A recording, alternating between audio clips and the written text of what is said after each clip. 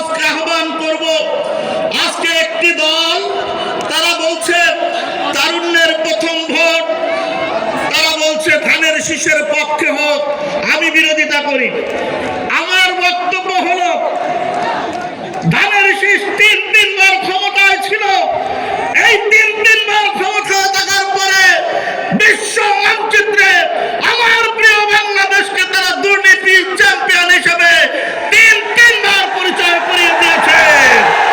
সুতরাং তরুণ যুবক ভাইদের কাছে আমাদের বক্তব্য হলো আজ তরুণ এবং যুব সমাজ জেগে উঠেছে ইসলামের পক্ষে। ঢাকা বিশ্ববিদ্যালয়, রাজশাহী বিশ্ববিদ্যালয়, চট্টগ্রাম বিশ্ববিদ্যালয়, সমস্ত বিশ্ববিদ্যালয়েরা তরুণেরা যুবকেরা বুঝতে পেরেছে ইসলাম ছাড়া মানুষের মুক্তি সম্ভব নয়।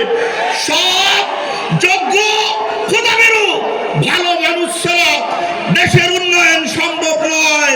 সুতরাং আমরা মনে করি এই দেশবাসী, সিরাজগঞ্জবাসী আগামী দিনে বিপুল ভোটের ব্যবধানে ইসলামকে, কোরআনকে, আল্লাহর দিনকে বিজয় করার স্বার্থে দাঁড়িপাল্লা প্রতীকে তারা সিল মারবে ইনশাআল্লাহ।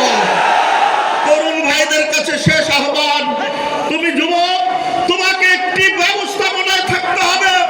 তুমি সুন্দর একটি দেশ পাওয়ার জন্য আজকে তোমাকে জেগে উঠতে হবে খালিদ বিন ওলীদের মতো।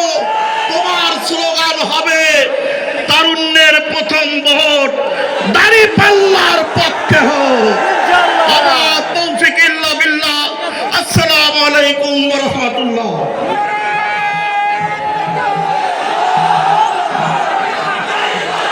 সংগ্রামী সিরাজগঞ্জবাসী,